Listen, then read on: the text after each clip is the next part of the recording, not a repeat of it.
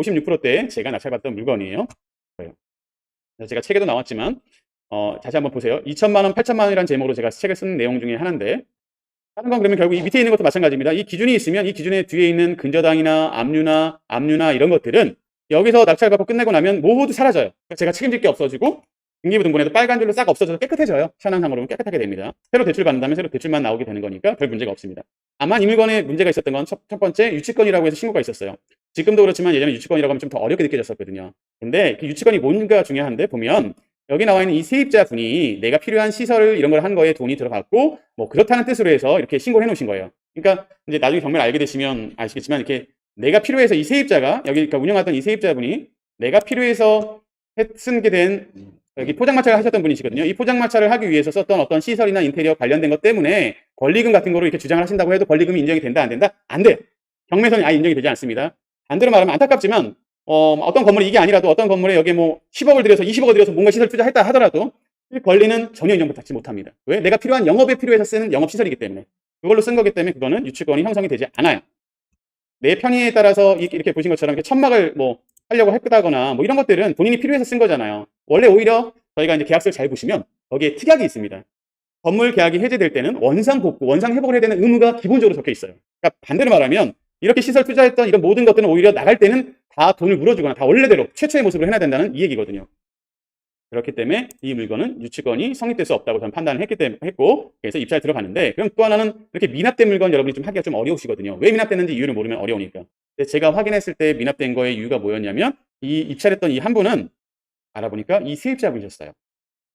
그러니까 입찰하신 것까지는 잘 하셨어요. 이제 뭐 경매가 당하다 보면 영업도 잘 되셨습니다. 포장마차도 잘 됐는데, 이분이 잘 운영을 하고 계시다가 갑자기 경매가 되고 나니까 막 수많은 사람이 찾아오겠죠. 여러분들 이제 경매 때문에 보러 가실 겁니다. 장사가 잘 되나도 봐야 되겠죠. 뭐 어떠냐고 물어보죠. 그리고 우편하면 수도 없는 법무사, 변호사 뭐 이런 데서 막 날라와요. 어떻게 하라 뭐 처리한다고 하면서. 그러다 보니까 신경을 못 쓰셨어요. 근데 알아봤더니 주변에 뭐 부동산이나 뭐 법무사나 변호사들 다 다리가 건너 한 번만 넘어 다 있으니까 알아봤더니, 그러면 안타깝지만 아무것도 못 건지니까, 시설비도 못 건지니까 차라리 낙찰 받으세요. 이런 말까지 잘 하셨어요. 근데 문제는 이 낙찰받은 경험이 한 번도 없던 분이 이 물건을 얼마에 낙찰을 받아야 되고 어떻게 처리해야 된다는 그거에 대한 지식이 전혀 없는 전무한 상태에서 낙찰만 받아버리신 거예요. 너무 좀 아쉽죠. 그리고 금액도 보신 것처럼 이때는 아무도 안 들어왔다는 거잖아요. 결국 이분이 잡으신 건데, 사실 이렇게 잡으면서 낙찰받고 뒤에 잔금까지 준비할 수 있는 여력도 받지 못하시고 대출도 준비하지 않고 잡아버리신 게 이제 가장 큰 문제가 돼버린 겁니다.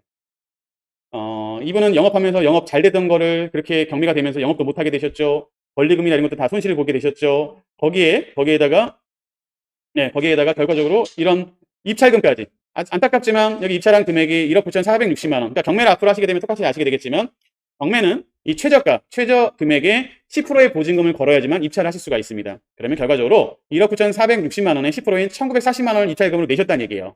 근데 어떻게 됐어요? 미납을 했다는 거는 1,946만 원까지도 그러니까 어떻게 보면 속된 말로 손해 보시게 된 거죠. 보증금 2,500만 원도 손해봤어요. 시설 관리비도 손해봤어요. 영업도 못했어요. 낙찰받아서 입찰금 2천만 원 들어보셨어요. 그러니까 결국 제일 손해보신 분은 이 세입자분 권리금과 보증금과 입찰 보증금까지 뭐 진짜 엄청난 금액을 손해보게 되셨죠. 일도 하루 한시면 못하게 되셨고, 그리고 여기 또 새로 이제 낙찰받는 사람이 있고 반대로 달라지지만, 저는 이제 이 물건을 낙찰받았으니까 여기 나온 것처럼 1억 5,787만 원의 낙찰을 받게 되었고, 이 물건을 대출을 받아서 저는 이제 건물주가 됐습니다. 근데 이제 알려드릴게요. 감정가가 있습니다. 보통 일반 매매도 똑같아요. 매매하는 금액의 60% 정도가 보통 대출이 나오거든요. 그러니까 제가 만약에 상가를 산다, 이걸 그냥 계산하기 쉽게 3억이라고 치겠습니다. 3억에 어떤 상가를 산다고 하면 3억 60%, 한 1억 8천까지 대출이 보통 나와요. 일반 매매를 할 때.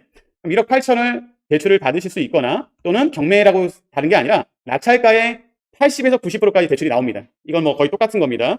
감정가의 60% 또는 낙찰가의 8, 90% 중에 작은 금액이 나와요. 그러니까 이게 3억